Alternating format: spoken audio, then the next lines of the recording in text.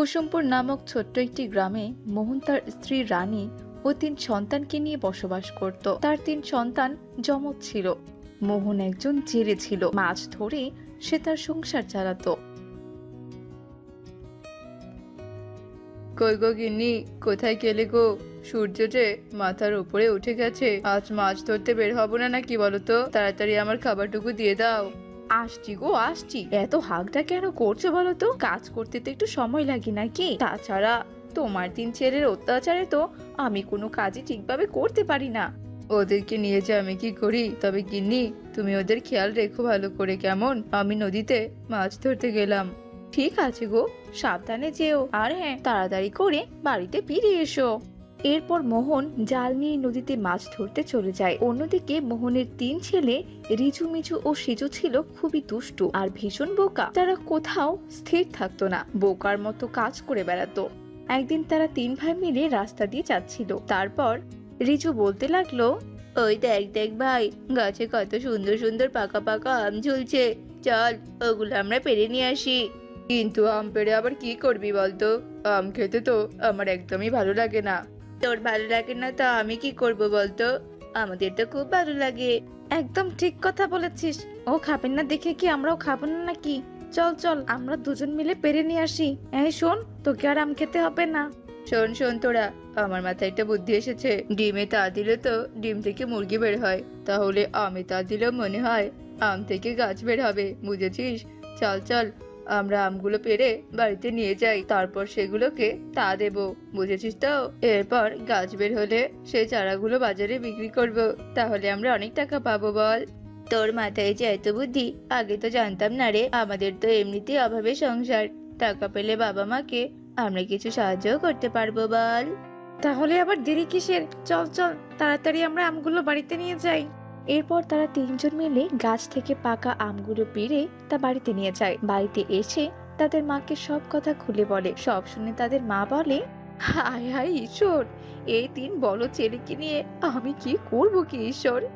এদের জ্বালা যে আমি আর সহ্যই করতে পারছি না। তোরা কবে আরো বড় হবি বলতো দেখি?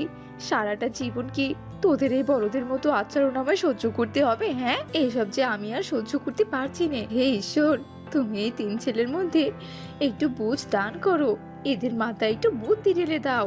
এসব কথা বলে বানি রেগে মেগে সব আম ফেলে দেয়। আর মায়ের এমন রাগ দেখে তারা ৩ জন সেখান থেকে দৌড়ে পালিয়ে যায়। এভাবেই দেখতে দেখতে কেটে যায় 10টি বছর। মোহনের ৩ ছেলেও বড় হয়ে ওঠে, কিন্তু এখনো তাদের বোকা বোকা কাজ করা একদম কমেনি। তাদের মতো বোকা ওই গ্রামে আর একটাও ছিল না। এমনই একদিন, বানি দিদি, আরে ও বানি দিদি, বাড়িতে আছো গো? একটু বাইরে এসো তো। কি হয়েছে কি দিদি? তুমি এভাবে ডাকছো কেন আমাকে? কি হয়েছে মানে? তোমার ৩ বড় ছেলে কোথায়? ডাকো ডাকো ওদেরকে। কেন গো দিদি?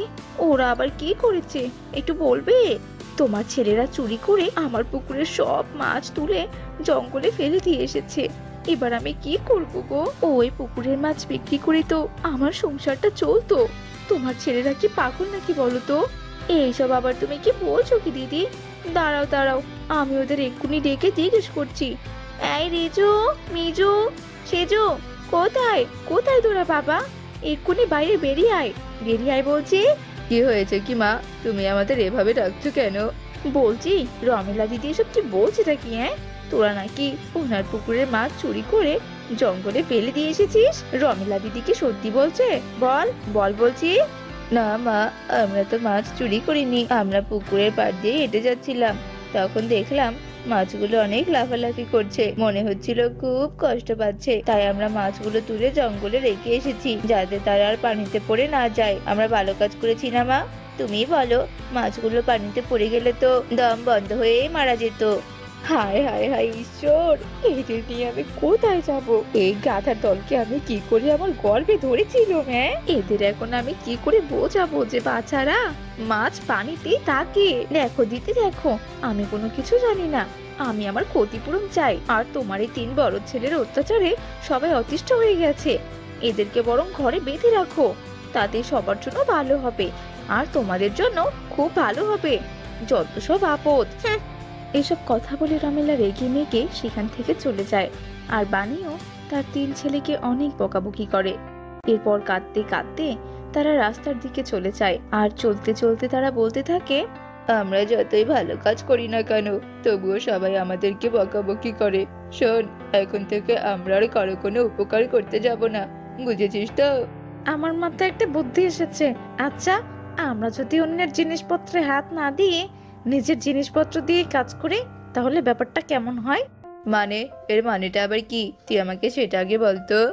মানে হচ্ছে কি, আমাদের বাড়িতে তো অনেকগুলো মুরগি আছে, তারা তো রোজ রোজ অনেকগুলো করে ডিম দেয়। আমরা যদি সেই মুরগির ডিমগুলোতে তা দেই তাহলে নিশ্চয়ই রোজ রোজ মুরগি থেকে বাচ্চা বের হবে, আর সেগুলো আমরা বাজারে বিক্রি করলে অনেক টাকা পাবো। তুই বল, মুরগিরা তো অনেকগুলো ডিম পেড়ে তারপর মুরগির ডিমে তা দেয়, তাতে করে তো অনেকদিন পর পর ছানা বের হয়। আমরা যদি ডিমগুলো একত্রিত করে প্রতিদিন 3টি করে ডিমে 3জন তা দেই তাহলে প্রতিদিন 3টে করে মুরগির ছানা হবে, আর সেগুলো বড় হতে থাকবে, আর তা থেকে আমরা রোজ রোজ অনেক অনেক ডিম পাবো। ব্যাপারটা কেমন বলতো? আইডিয়াটা কিন্তু একদমই খারাপ নয়। নিজেদের জিনিস দিয়ে কাজ চালানো যাবে, বল? যেমনি ভাবা ঠিক তেমনি কাজ। তারা 3 ভাই বাড়িতে চলে যায় আর বাড়িতে গিয়ে সোজা মুরগির ঘরে চলে যায় আর গিয়ে দেখে সেখানে 5টি ডিম রয়েছে। সে 5টি ডিম থেকে তারা 3 ভাই 3টে ডিম নিয়ে আসে আর 3 ভাই মিলে সারা দিন রাত সেই 3টে ডিমে তা দিতে থাকে। এসব রমেলা দেখে ভীষণ রেগে যায়। কে বাচ্চারা, তোরা কি করছিসটা কি? তোরা কিনা ডিমে তা দিচ্ছিস? হ্যাঁ, হায় ঈশ্বর, আমি আমার এই 3 ছেলেকে কি করব ঈশ্বর, এদের তুমি একটু বুদ্ধি দাও। এরা যে মুরগির মতো ডিমে তা দিচ্ছে। ওরে গাধারা, তোরা কি কাউকে দেখেছিস কোনো মানুষ মুরগির ডিমে তা দেয়? হ্যাঁ, আসলে মা, মিজু বলল ডিমে তা দিলে নাকি ডিম থেকে রোজ রোজ বাচ্চা বের হবে। ওর বুদ্ধি শুনেই তো আমরা 2 ভাই এভাবে ডিমে তা দিতে চলে এলাম। এতে কিন্তু আমাদের কোনো দোষ নেই। হ্যাঁ হ্যাঁ, মিজু বললো, আর তোরাও কিনা ডিমে তা দিতে শুরু করে দিলি? দাঁড়া, ঝাঁটা নিয়ে আসছি আমি। কোথায় আমার ঝাঁটাটা, কোথায়? হ্যাঁ। তাদের মায়ের এমন রাগারাগি দেখে 3 ভাই আবারও হাঁটতে হাঁটতে মনের দুঃখে জঙ্গলে চলে যায় আর গিয়ে একটি গাছের নিচে মন খারাপ করে বসে থাকে। কেউই কারো সঙ্গে কোনো কথা বলে না। ঠিক তখনই সেখানে প্রকৃতি মাতা প্রকট হয়। কে আপনি আবার কে? আপনিও আবার আমাদেরকে বকতে এসেছেন? আমরা আপনার কি ক্ষতি করেছি? না না বাছা, আমি তোমাদের বকতে আসিনি, আমি তোমাদের জ্ঞান দান করতে এসেছি। আমি যে প্রকৃতি মাতা, এই প্রকৃতিতেই থাকি, আর তোমাদের সবার জীবনযাপনে যে আমি দেখি, আর আমি এটাও জানি তোমাদের বোধ বুদ্ধি অনেক কম, আর তাই তো আমি তোমাদের সাহায্য করতে এসেছি। আপনি আবার আমাদেরকে কি সাহায্য করবেন মাতা? সেটা তোমরা পরেই দেখতে পারবে। তোমরা 3 ভাই চোখ বন্ধ করো বাছা। এরপর 3 ভাই চোখ বন্ধ করে আর প্রকৃতি মাতা জাদু করে তাদের 3 ভাইকে জ্ঞান দান করে। তারা 3 ভাই অনেক জ্ঞানী হয়ে ওঠে। তাদের মাঝে এতটাই জ্ঞান চলে আসে যে তারা বোকামি কি সেটাই যেন ভুলে গিয়েছিল। আর এসব দেখে তো তাদের মা বানি ভীষণ খুশি হয়ে যায়। এরপর থেকে তারা 3 ভাই তাদের বাবার মতোই মাছ ধরতে যেত আর রোজ রোজ প্রকৃতি মাতার আশীর্বাদে অনেক মাছও পেত, আর তা বাজারে বিক্রি করেই তাদের সংসার চলতো। আর তারা যে একবার ডিমে তা দিয়েছিল এটা ভেবেই মাঝে মাঝে 3 ভাই বড্ড হাসাহাসি করত। ওই তো ওই ছেলেটা, অনেক টাকা পয়সা আছে ওদের, পরিবারও ভালো। কিন্তু মা, এই ছেলের মাথায় তো একটুও চুল নেই। আমি এই ছেলেকে বিয়ে করব না। এভাবে বলছিস কেন মিতু? এতগুলো মানুষের সামনে কেউ এভাবে কাউকে অপমান করে? অপমান তো তুমি আমাকে করেছো মা, যে আমি আমার রেশমি চুলের জন্য পুরো গ্রামে বিখ্যাত, তার জন্য তুমি এমন টাক ছেলে খুঁজে এনেছো। আমি আমার ঘরে চললাম, করবো না এই বিয়ে আমি। আপনারা ওর কথা শুনে রাগ করবেন না, ছোট মানুষ তাই না বুঝে এমন করে ফেলেছে। আমি ওর সাথে কথা বলছি। তাই বলে আমাদেরকে বাসায় ডেকে এনে এভাবে অপমান?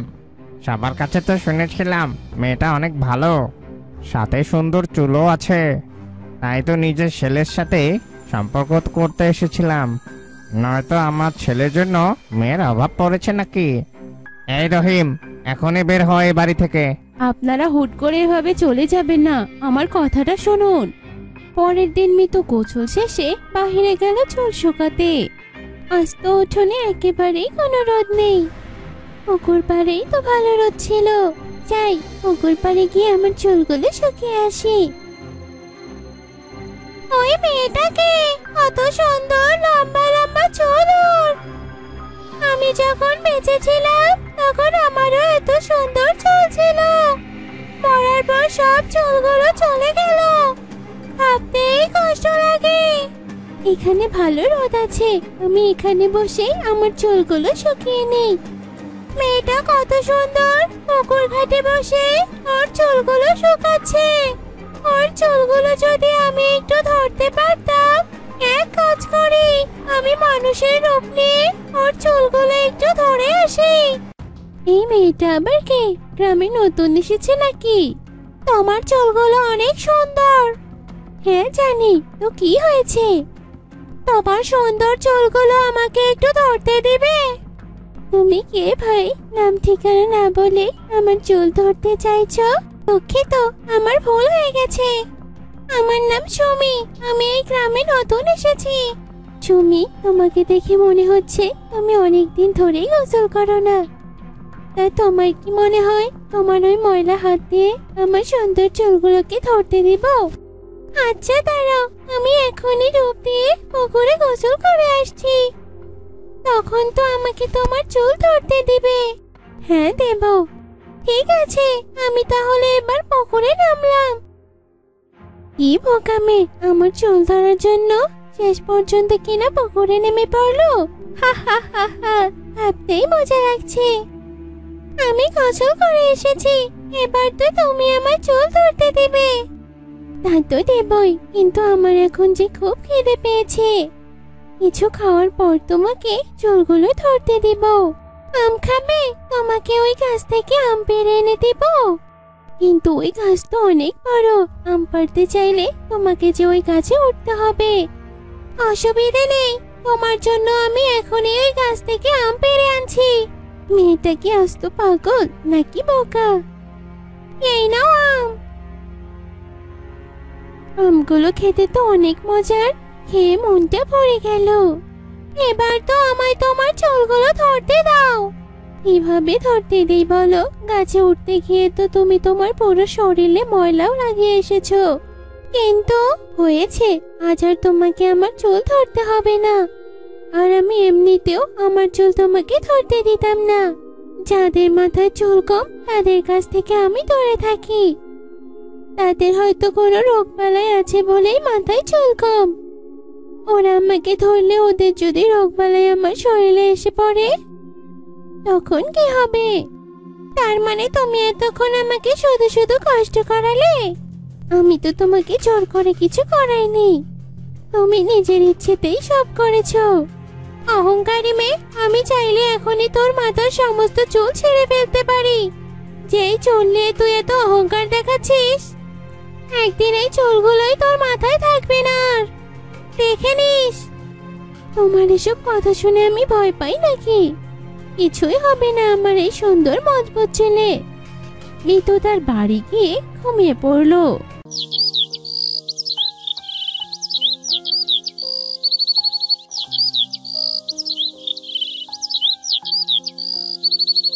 মিতু তার বাড়ি গিয়ে ঘুমিয়ে পড়লো।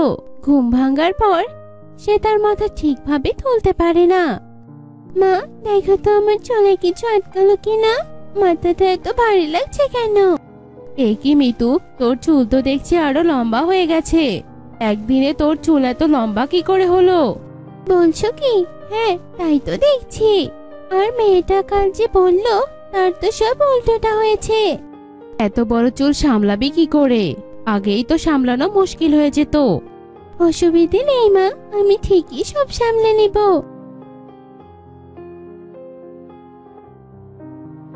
মা, বাড়িতে একটু চুল পড়ে আছে কেন? মিতুর কি হয়েছে দেখ তো ওর ঘরে গিয়ে। সেই কখন থেকে ডাকছি, বের হওয়ার কোনো খবর নেই। ওর চুলগুলো কেন জানি একদিনে অনেক বড় হয়ে গেছে। সারা বাড়িতে চুল ছড়িয়ে ছিটিয়ে পড়ছে। ঠিক আছে মা, আমি দেখছি। দরজায় শব্দ করছে কে? আব্বু, আমি। দরজা খোল। তাড়াতাড়ি ভেতরে আয়, দরজাটা চাপিয়ে দে। আব্বু, তোর চুলের এই অবস্থা কেন? জানি না, যতবার আঁচড়াচ্ছে চুল ততই বড় হয়ে যাচ্ছে, আর চুল ঝরেই যাচ্ছে। ঘরের দরজা জানালা দিয়ে চুল সব বাহিরে পড়ে যাচ্ছে। তুই কিছু একটা কর। এক কাজ করি, এই কাঁচিটা দিয়ে তোর বাড়তি চুলগুলো কেটে দেই। কিন্তু আমার এত বড় সুন্দর চুলগুলো, চুলের ভারে তুই তোর মাথাটাও ঠিক মতো নাড়াতে পারছিস না, তবুও চুলের চিন্তা করে যাচ্ছিস এখনো। ঠিক আছে কাট, তবে বেশি কাটিস না।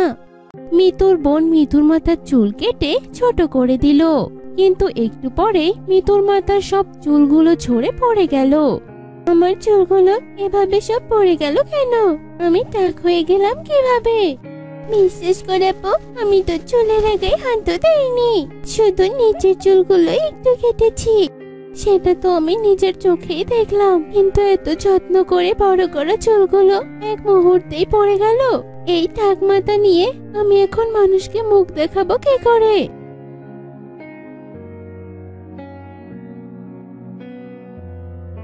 কি হয়েছে তোদের? এত হাউমাউ করছিস কেন? একি মিতু, তোর মাথার চুল সব কোথায় গেল? তুই টাক হয়ে গেলি কিভাবে? জানি না মা, আমি এখন কি করব?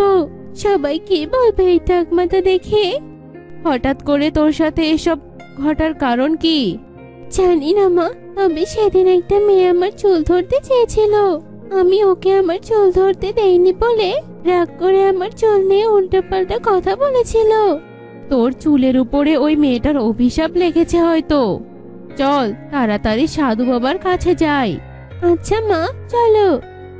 মিতু ভালোভাবে তার মাথা ঢেকে মায়ের সাথে বেরিয়ে পড়লো সাধু বাবার কাছে যাওয়ার জন্য। পথে সেই দিনের পাত্রপক্ষের পাত্রের বাবার সাথে দেখা হয়ে গেল। আরে আপনারা যে এ সময় কোথায় যাচ্ছেন? আমার ছেলের জন্য সুন্দরী এক বউ এনেছি সেদিন। আপনার মেয়ে তো আমার ছেলেকে পছন্দই করলো না। ও বাচ্চা মানুষ, এখনো ওর কথা ধরে বসে আছেন আপনি? ঠিক আছে, আপনারা মনে হয় কোনো কাজে যাচ্ছিলেন। আপনাদের সময় আর নষ্ট না করি আমি। জি, ভালো থাকবেন। মা, ব্যথা শেষে আমার মাথার রান্নাটা সরিয়ে দিল।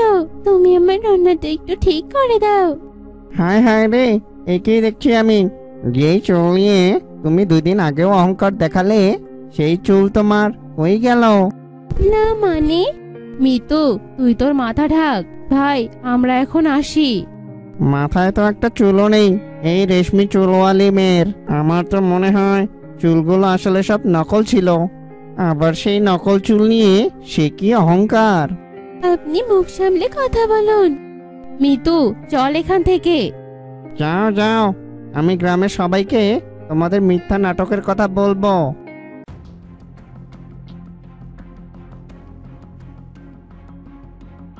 সবই তো বুঝলাম, তা চুলগুলো এনেছিস? জি সাধু বাবা, এই নিন। আমি মন্ত্র পড়ে এখনই এই শাকচুন্নিকে ডেকে আনছি। তার মানে ওই মেয়েটা শাকচুন্নি ছিল? কে আমাকে ডেকে এনেছে? তুই ওই মেয়েটাকে অভিশাপ দিয়ে ওর চুলের এই অবস্থা করেছিস কেন? একদম ভালো করেছি। ওর রেশমি চুলের অহংকার একদম বেড়ে গিয়েছিল, তাই ওকে পুরোপুরি ন্যাড়া করে দিয়েছি। ওর মাথায় আর কোনোদিন একটা চুলও গজাবে না। মা, দেখো এটা কি বলছে। আমার মেয়ের ভুল হয়ে গিয়েছে, তুমি ওকে ক্ষমা করে দাও। আর কখনো ওর চুল নিয়ে অহংকার করবে না। আমি ওর চুলগুলো সামান্য একটু ধরতে চেয়েছিলাম বলে আমাকে দিয়েও কত কাজ করালো, তবুও ও আমাকে চুল ধরতে দিল না। একদম ঠিক শাস্তি দিয়েছি আমি ওকে।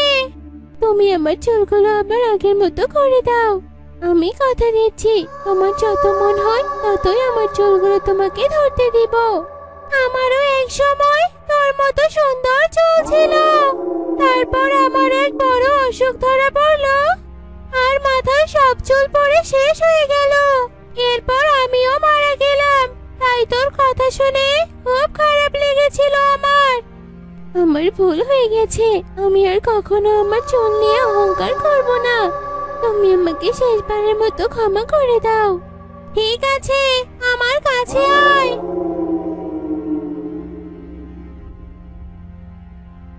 তোমাকে অনেক ধন্যবাদ। তুমি আমাকে এই শিক্ষাটা না দিলে আমি কখনোই নিজের ভুল বুঝতে পারতাম না।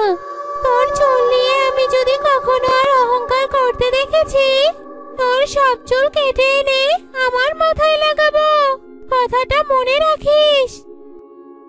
দিন ডাইনি বটগাছের উপরে পা ঝুলিয়ে বসেছিল। তখন গাছের নিচ দিয়ে একদল বরযাত্রী যাচ্ছিল। বউ গরুর গাড়িতে বসেছিল আর বরসহ বরযাত্রীরা তার সাথে সাথে যাচ্ছিল। বড় বউকে অনেক সুন্দর লাগছিল। বটগাছের উপরে বসে ডাইনি সবকিছু লক্ষ্য করলো। তার খুব খারাপ লাগলো। ইস, বর বউকে কত সুন্দর লাগছে, আমি যদি এরকম করে বউ হতে পারতাম। কিন্তু আমার মতো ডাইনিকে কে বিয়ে করবে? আমি যদি এ চেহারায় কারো সামনে যাই, তাহলে তো সে আমাকে ভয় পেয়ে দৌড়ে পালাবে। না, এ হতে পারে না। আমার মনে যা ইচ্ছে হয় আমি যে কোনো উপায়ে তা করে থাকি। সে বসে বসে কি করা যায় তা ভাবতে লাগলো। কিছুক্ষণ পর একটা রাখাল ছেলে অনেকগুলো গরু সেই গাছের নিচ দিয়ে নিয়ে যাচ্ছিল। ছেলেটাকে দেখে ডাইনির মনে দুষ্ট বুদ্ধি খেলে গেল। যাক, ভালো একটি ছেলে পাওয়া গেল। ছেলেটাকে দেখে খুব সহজ সরল মনে হচ্ছে। এমন করেই হোক, একে আমার বিয়ে করতেই হবে। তাহলে আমার মনের ইচ্ছা পূরণ হবে আর গরুগুলোর রক্ত আমি মজা করে খেতে পারবো। ডাইনি বটগাছের ডালে বসে অপেক্ষা করতে লাগলো কখন ছেলেটি ফিরে আসে। এদিকে সারাদিন কেটে যাওয়ার পর বেলা গড়িয়ে এলে রাখাল ছেলেটি মাঠ থেকে গরু নিয়ে বাড়ির পথে ফিরে চলল। এক সময় সে ওই বটগাছটির নিচে এসে উপস্থিত হয়। ডাইনি দেখলো এই সুযোগ। ওই তো ছেলেটি আসছে। এখন এই সুযোগে আমি ওর পিছু নেব আর ওর বাড়িটা চিনে আসবো। আর সুযোগ বুঝে আমি এমন চালাকি করব যে ও আমাকে বিয়ে করতে বাধ্য হবে। ডাইনি তখন রাখাল বালকের পিছু পিছু চললো। রাখাল পাশের গ্রাম রায়পুরে থাকতো। ডাইনি লুকিয়ে লুকিয়ে রাখাল পালকের বাড়িটি চিনে নিল। এরপর সে ওই গ্রামের রাস্তার পাশে একটা বটগাছে আশ্রয় নিল। এই তো আমার থাকার মতো আশ্রয় পেয়েছি। এখন থেকে আমি এখানেই থাকবো। কাল যখন রাখাল ছেলেটা গরু নিয়ে এই দিক দিয়ে যাবে, তখন আমি ওর মুখোমুখি হব। পরের দিন একইভাবে রাখাল ছেলেটি গরু নিয়ে বের হলো। বিকেলে যখন মাঠ থেকে গরু নিয়ে ফিরছিল, তখন ডাইনিটা একটা অপূর্ব সুন্দরী কন্যার রূপ ধরে বটগাছের নিচে দাঁড়িয়ে কাঁদতে লাগলো। রাখাল ছেলেটা কাছাকাছি এসে তাকে জিজ্ঞেস করলো, কি হয়েছে তোমার? তুমি এভাবে কাঁদছো কেন? আমি পথ হারিয়ে এখানে চলে এসেছি। এখানে আমার কেউ নেই। তোমার নাম কি আর কোন গ্রামে তোমার বাড়ি? আমার নাম ইলা। আমার গ্রাম অনেক দূরে। আমার মা বাবা জ্বরে কবলে পড়ে মারা গেছে। এখন আমার কেউ নেই। আমাকে দয়া করে তোমার বাসায় আশ্রয় দাও। আচ্ছা ঠিক আছে, তাহলে তুমি বরং আমার সাথেই চলো। আমি তোমাকে আমার মায়ের সাথে পরিচয় করিয়ে দেব। এই বলে রাখাল ছেলেটি ডাইনিকে নিয়ে তার বাড়িতে ফিরে এলো। ফিরে এসে সে মেয়েটিকে তার মায়ের সাথে পরিচয় করিয়ে দিল। ডাইনি তখন ছেলেটার মাকে একই কথা বলল এবং খুব করে কাঁদতে লাগলো। ডাইনির কান্না দেখে রাখাল ছেলের মায়ের মন গলে গেল। তোমাকে দেখে তো খুব দুঃখী মনে হচ্ছে। ঠিক আছে, তুমি আমাদের বাড়িতেই থাকো। তোমাকে যদি আমার ছেলের সাথে বিয়ে দেই, তাতে কি তোমার কোনো আপত্তি আছে? না মা, আমার কোনো আপত্তি নেই। আপনারা আমাকে অনেক দয়া করেছেন। পরের দিন ডাইনির সাথে রাখাল ছেলে বিয়ে হয়ে গেল। তার মনের আশা পূরণ হলো। কিন্তু বউ হলে কি হবে? সে তো ছিল একটা ডাইনি। তার তো রক্ত খাওয়ার পিপাসা। তাই বাড়ির সবাই যখন ঘুমিয়ে পড়ে, তখন সে চুপি চুপি উঠে যায় এবং কোনো একটা পশুকে মেরে তার রক্ত শুষে খেয়ে চলে আসে। আর কোথাও না পেলে সে নিজেদের গোয়াল ঘরে হানা দেয় এবং রাখালের গরুগুলোকে মেরে তার রক্ত খেয়ে নিত। এভাবে কয়েকদিনের মধ্যে গ্রামের অনেক জায়গায় মৃত পশু দেখা গেল। প্রত্যেকটা পশুর গলার কাছে ছিল দুটি করে ফুটো, যা দেখে স্পষ্ট বোঝা যেত যে কেউ তার রক্ত খেয়েছে। জানো মা, আজকেও না আমাদের গোয়াল ঘরে একটা গরু মারা পড়েছে। গতকালকে সুমন কাকুদের গরু মারা পড়েছিল। এভাবে প্রতিদিন কারো না কারো গরু ছাগল মারা পড়ছে। বলিস কি, আগে তো এমনটা ছিল না। আমাদের গায়ে কখনো কারো গরু বা ছাগল এভাবে মারা গিয়েছে আগে তো শুনিনি। হ্যাঁ মা, ঠিকই শুনেছ। সবাই বলা বলি করছে আমাদের গায়ে নাকি ডাইনির উৎপাত বেড়েছে। কারণ গরু ছাগল যেভাবে মারা যাচ্ছে তা দেখে সবাই বলছে কোনো ডাইনি গরুগুলোর ঘাড় মোড়কে রক্ত শুষে খাচ্ছে। সেদিন রতন কাকা দেখেছে পাশের বটগাছে একটা ডাইনি নাকি পা দুলিয়ে দুলিয়ে বসেছিল। এখন সবাই মিলে খুঁজে দেখতে হবে ডাইনিটা কার বাড়িতে উঠেছে, না হলে আমাদের গায়ের একটা পশুও আর জ্যান্ত থাকবে না। রাখালের মা অনেক চালাক ছিল। তার মনে একটা খটকা লাগলো। সে মনে মনে ভাবলো, আচ্ছা এমন তো নয় নতুন বউটা অনাথ মেয়ে হিসেবে আমার বাড়িতে এসে উঠেছে। সেই মেয়েটাই আসলে ওই ডাইনি হতেও পারে। সে একটি সুন্দর মেয়ের রূপ ধারণ করে এখানে এসেছে আর প্রতি রাতে একটা করে গরু মেরে খাচ্ছে। আবার নাও হতে পারে, কিন্তু যাই হোক এর রহস্য আমায় বের করতেই হবে। রাখালের মা তখন তার বউয়ের উপর নজর রাখার সিদ্ধান্ত নেয়। সেই রাতে সবাই যখন ঘুমিয়ে পড়ল তখন রাখালের মা ঘুমের ভান করে চুপ করে শুয়ে রইল। সে আসলে দেখতে চেয়েছিল রাতের বেলা বউ কি করে। এদিকে প্রতিদিনের মতোই ডাইনির রক্ত পিপাসা জেগে উঠল। সে আস্তে আস্তে ঘরের দরজা খুলে বের হলো। শাশুড়ির ঘরের দিকে একটা উঁকি মেরে দেখলো তার শাশুড়ি প্রতিদিনের মতো ঘুমাচ্ছে।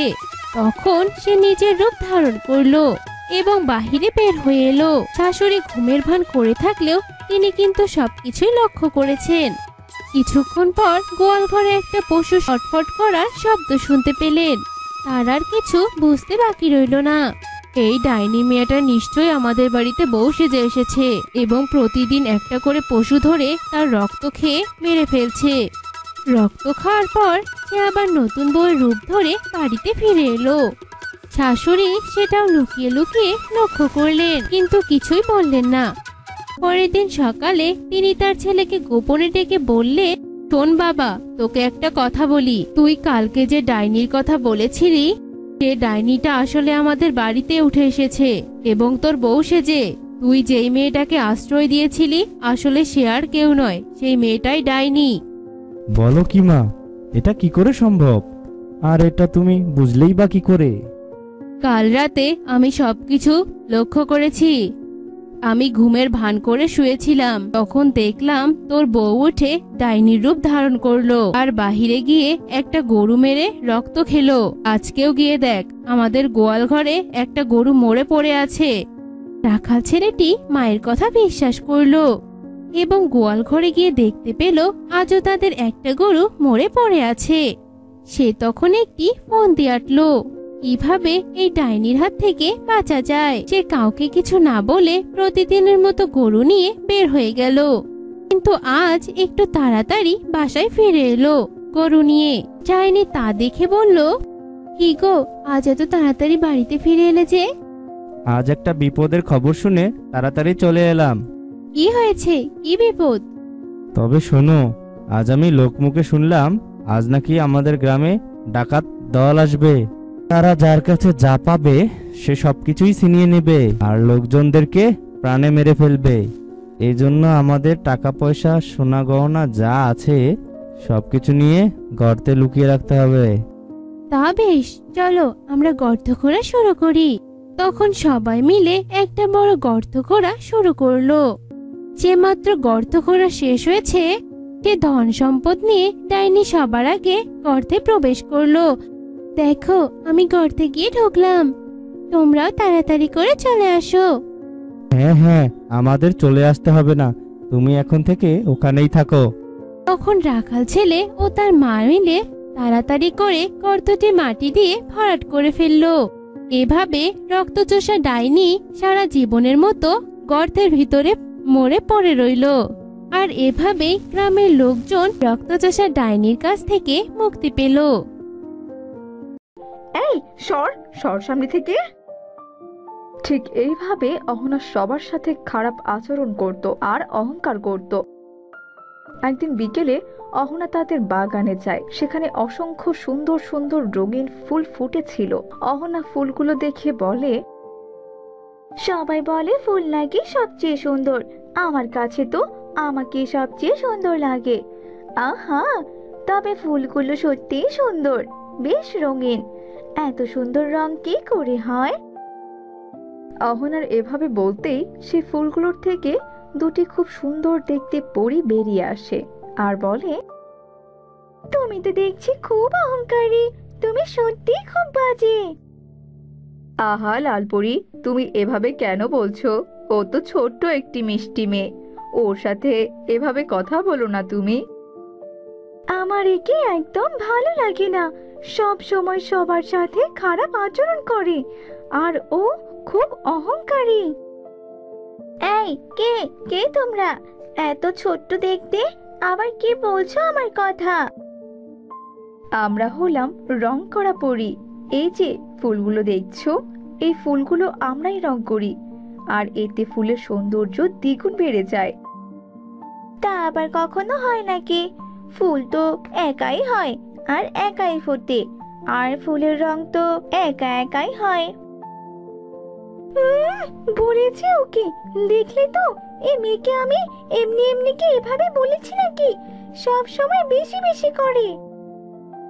তুমি এক কাজ করো, কাল খুব সকালে তুমি ঘুম থেকে উঠবে কেমন, আর উঠে বাগানে চলে আসবে, তখন তুমি নিজের চোখেই সব দেখতে পারবে।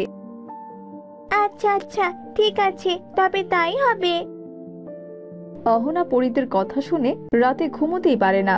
কোনোভাবে সকাল হতে অহনা বাগানে চলে আসে, গিয়ে দেখে পরীরা বাগানের ফুলের রং করছে। তুমি চলে এসেছো, এই দেখো আমরা কিভাবে ফুলের রং করছি। ও মা, তাই তো, তোমরা তো সত্যি ফুলে রং করছো, আর কি সুন্দর সুন্দর দেখতে। আমি তো ভেবেছিলাম তোমরা এমনিতেই বলছো। অহনা এভাবেই রোজ ভোরে এসে পরীদের রং করা ফুল দেখতো। একদিন একটা ছোট্ট ভিখারি মেয়ে অহনাদের বাড়ির সামনে আসে আর ফুলের বাগান দেখে বলে, আরে আরে, কত সুন্দর সুন্দর ফুল এখানে, ভারী মিষ্টি ঘ্রাণ আসছে। আমি কয়েকটা সুন্দর দেখে ফুল ছিঁড়ে নিয়ে চাই, মাকে আমি দেব, মা ভীষণ খুশি হবে। এই বলে সে মেয়েটি কয়েকটা ফুল ছিঁড়ে নেয় আর তা অহনা দেখে ফেলে। এই মেয়ে, এই তোর সাহস হলো কি করে আমার বাগান থেকে না বলে ফুল ছেঁড়ার? আসলে আমি দুঃখিত, আসলে বাগানে এত সুন্দর ফুল ফুটেছে তা দেখে আমি আর সত্যি লোভ সামলাতে পারিনি, আমি সত্যি দুঃখিত। নোংরা মেয়ে একটা, আমি তোর সাহস দেখে অবাক হচ্ছি। ভিখারি হয়ে আমার বাগানে ঢোকার সাহস তুই পেলি কি করে? বের হয়ে যা, বের হয়ে যা বলছি, এক্ষুনি বের হ। আর বাগান থেকে ছেঁড়া ফুলগুলো ফেরত দিয়ে যা, ফেরত দে বলছি, যা, এক্ষুনি বেরিয়ে যা, ভিখারি কোথাকার। তখন সে মেয়েটি ফুলগুলো ফেরত দিয়ে কাঁদতে কাঁদতে চলে যায়। তখন ফুল থেকে পরীরা বেরিয়ে আসে। দেখলে তো নীলপরি, দেখলে? এই মেয়ে তো কখনোই ভালো হবে না, ভীষণ বদমাশ মেয়ে। অহনা, সেই অসহায় মেয়েটার সাথে তোমার এমন আচরণ করা একদমই ঠিক হয়নি। আচ্ছা অহনা, আমাদের সাথে যাবে? আজ আমরা অন্য একটি জায়গায় ফুল রং করতে যাব। আমাকেও নিয়ে যাবে তোমাদের সাথে? সত্যি বলছো? হ্যাঁ হ্যাঁ, আমি যাব, চলো। এরপর দুই পরী জাদু করে অহনাকে ছোট্ট বানিয়ে তাদের সাথে উড়িয়ে নিয়ে যায় সে ছোট্ট ভিখারি মেয়েদের বাড়িতে। তারা অহনাকে একটা জায়গায় রেখে তাদের কাজে লেগে পড়ে। পরীরা যখন ফুলে রং করছিল তখন অহনা আশেপাশে ঘুরে ঘুরে দেখছিল। অহনা দেখতে পায় সেই ভিখারি মেয়েকে, যাকে সে আজই অপমান করেছে। মেয়েটি তার অসুস্থ মায়ের পাশে বসে খাইয়ে দিচ্ছে। পুরো বাড়িটি একদম ভাঙাচোরা, ঘরে কিচ্ছু নেই। তারপরেও মেয়েটি হেসে তার মায়ের সাথে কথা বলছে। অহনা যখন এসব দেখছিল ততক্ষণে পরীরা ফুলে রং করা শেষ করে ফেলে। অহনা, আমাদের কাজ শেষ, চলো এবার। সবাই যখন চলে যাবে তখনই মেয়েটি বেরিয়ে এসে ফুলের টবটি হাতে নেয় আর হাসি মুখে বলে, বা, প্রতিদিনের থেকে আজকে ফুলগুলো আরো বেশি সুন্দর লাগছে, একদম মন ভালো হয়ে গেল আমার। এরপর অহনা আর দুই পরী আবার তাদের জায়গায় ফিরে আসে। দেখলে তো অহনা, সবার জীবন এক হয় না। তুমি যখন মেয়েটার সাথে খারাপ আচরণ করলে তখন সে খুব কষ্ট পেয়েছিল। এসব অহংকার করলে শুধু সবাই কষ্টই পাবে, এর থেকে বেশি আর কিছুই হবে না। তাই তুমি আর অহংকার করো না, চেষ্টা করবে সবার সাথে ভালো ব্যবহার করতে। ভালো ব্যবহার দ্বারা যে সবকিছুই সম্ভব, সেটা তুমি সবসময় মনে রাখবে। আমি সত্যিই দুঃখিত।